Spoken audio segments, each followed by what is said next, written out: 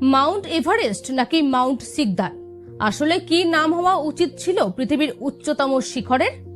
ছোটবেলা থেকে আমরা সকলেই শুনে আসছি নেপাল তিব্বত সীমান্তে অবস্থিত এভারেস্ট বিশ্বের উচ্চতম শৃঙ্গ। তবে এর নামকরণ আদৌ কি সঠিক ছিল?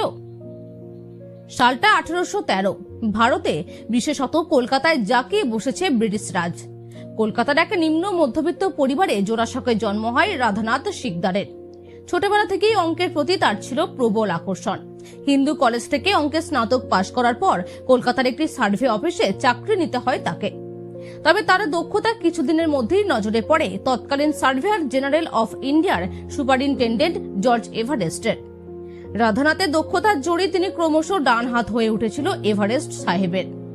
এরই মাঝে 1845 সালে টিগ্রোনোমেট্রি সার্ভে অফ ইন্ডিয়া রাধানাথের উপর হিমালয়ের ৭৯টি অজানা শৃঙ্গের পর্যবেক্ষণের দায়িত্ব দেয়।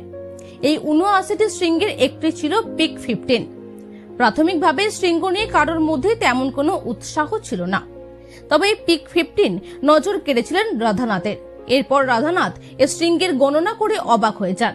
দেখেন যে উচ্চতা গিয়ে দাঁড়াচ্ছে ২৯,০০০ ফুট, যা তৎকালীন সর্বোচ্চ শৃঙ্গ কাঞ্চনজঙ্ঘার থেকেও অনেকটা বেশি। ততদিনে এভারেস্ট সাহেব বয়সজনিত কারণে অবসর নিয়েছেন।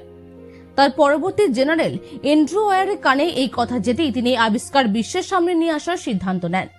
তবে তার আগে প্রয়োজন একটি নামের, আর এখান থেকে শুরু হয় ষড়যন্ত্র। প্রাথমিকভাবে সবাই চেয়েছিলেন যে যেহেতু রাধানাথ এ শৃঙ্গের গণনা করেছিলেন তাই নামটাও তার নামেই রাখা হোক। কিন্তু ব্রিটিশ যুগে একজন ভারতীয় নামে সে শৃঙ্গের নামকরণ হবে সে কথা ভাবাই যায় না।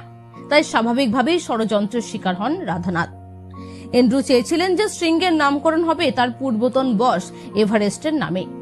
তাই যেমন ভাবা তেমন কাজ, তিনি সমস্ত নথিপত্র থেকে রাধানাথের নাম সরিয়ে দেন এবং পিক 15 এর নতুন নামকরণ করেন মাউন্ট এভারেস্ট।